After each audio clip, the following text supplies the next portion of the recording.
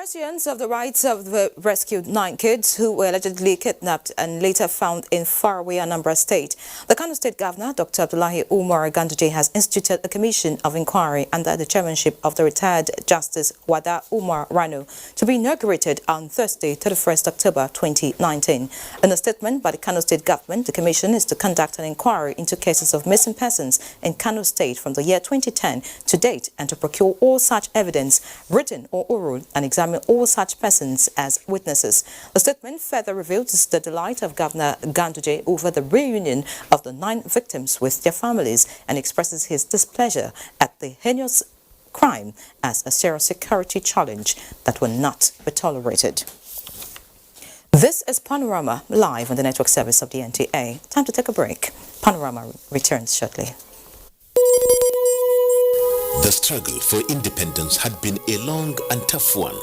Our founding fathers and compatriots sacrificed their comfort and even shed their blood. We cannot at this point in history afford to spirit away their sacrifices for immediate but temporary gains of today. Let us emphasize what unites and not what divides us. Working for the unity of purpose with a stronger vision for a better tomorrow. NTA, growing with the nation. Together. No matter where you come from, no matter your religion, we are one. Let's live together. Let's stop fighting each other. Let us live as one. It doesn't matter where you come from, your tribe or religion, man, woman or child. It doesn't matter who you are. Put Nigeria first. No matter where you come from, no matter your religion, we are one. Let's live together. How can we develop when we're always in crisis? Families have become refugees in their country. No matter our differences, show some understanding. No matter where you come from, no matter your religion, we are one. Let's live together. Nigeria, the only country we can train with remarkable potentials to excel. Let us believe in ourselves and change our attitude for the sake of our country and generations unborn. Let us revive our cultural values, which are our essence as a nation. Let us renew the spirit of patriotism and hope in our dear country. Do not take or give bribe. Be punctual always. No more African time. We can't expect to be global citizens and operate on African time. Join the queue. Insist that people are attended to on a first-come basis, no matter who they are or where they come from. Nigeria, good people, great nation.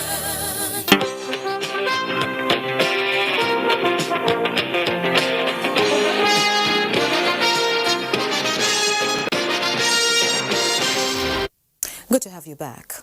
In what appears to be release of water from Lagdo Dam in Cameroon Republic, more than 100 villages in 9 local government areas of Adamawa State are reported to have been submerged. Bilkisu Abubakar reports that Yola, the state capital, is not left out as the flood claimed lives and rendered many residents homeless. This is Ungwantana in Yola local government area of Adamawa State, which is one among the areas affected in 2012 flood disaster experienced in Adamawa State. Beside me is Abdullahi Usman, who is one of the residents. Abdullahi, can you tell me why have you not been relocated to a safe house despite several governments warning to you people? So because we don't have option where to go, so that we are living here up to 40 to 30 years in this area. We born here, we built our home houses here, then we didn't get anywhere to live. The flood in Guantana has claimed 3 lives, and many have suffered a lot, especially the elderly. They have been taken to hospital for medical attention. Other areas affected are Olasal, Giri, Numan, Shelem, Demsa, Lamurde and Guyuk local government areas. The flood compels many to evacuate some of their properties and abandon their houses. In a telephone conversation, the Executive Secretary at the Adamawa State Emergency Management Agency, Aminu Suleiman, said no official communication received from Cameroonian authority as regards the release of the water from Lagdo Dam. We are assessing them and we are trying to establish camp for those that could not get where to put their heads. Both River Benue and Gongola were filled to capacity, thereby flooding water across villages on river banks and flood-prone zones.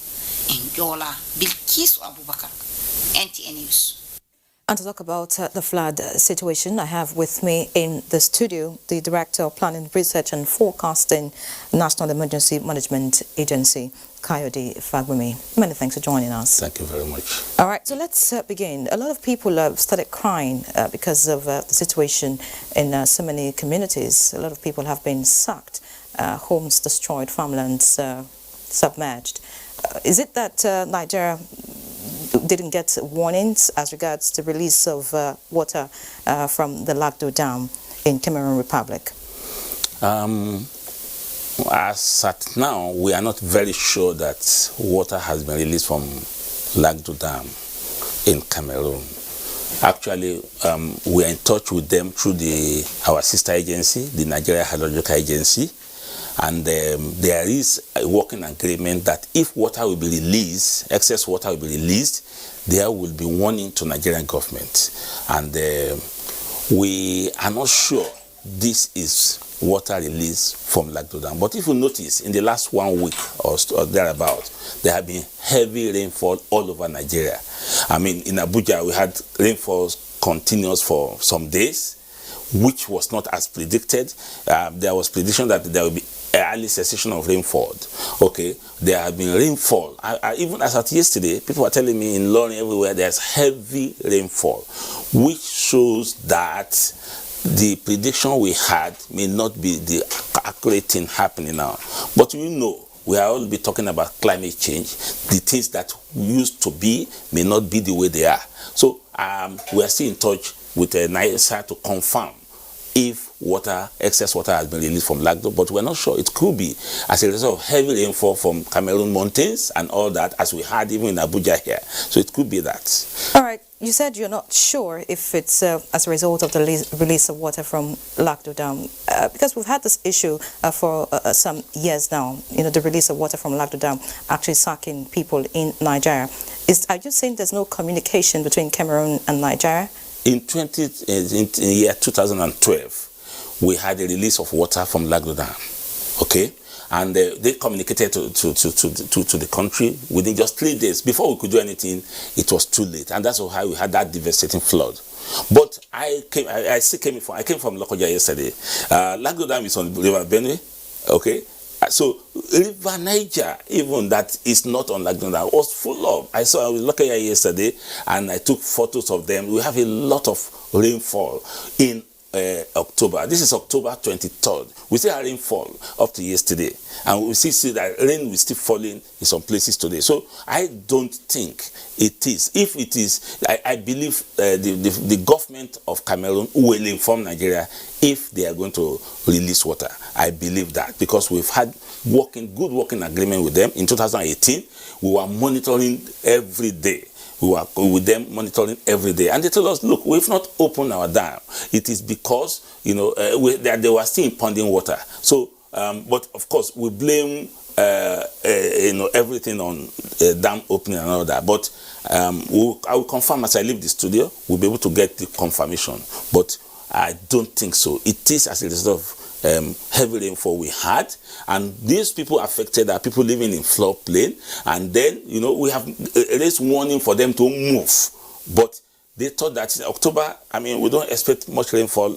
We had we in October, so they may have moved back, and then suddenly it happened. I have an issue with what you just said, that if you would confirm, after this interview, if, Lagdo Dam was actually released.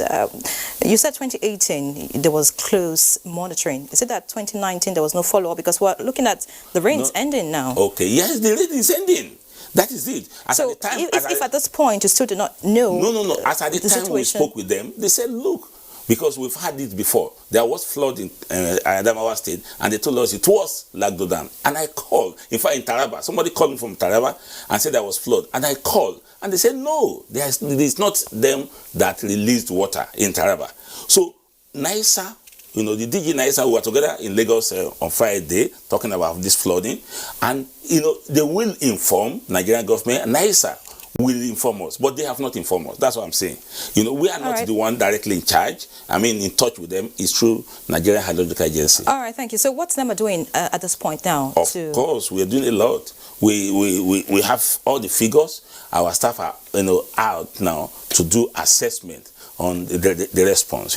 What we do in flood is you carry awareness campaign, you plan, and you now before. What about the people affected? Yeah, what are you doing? Yeah, we have the figure of people affected. Okay. We are making efforts to respond to them now for their need.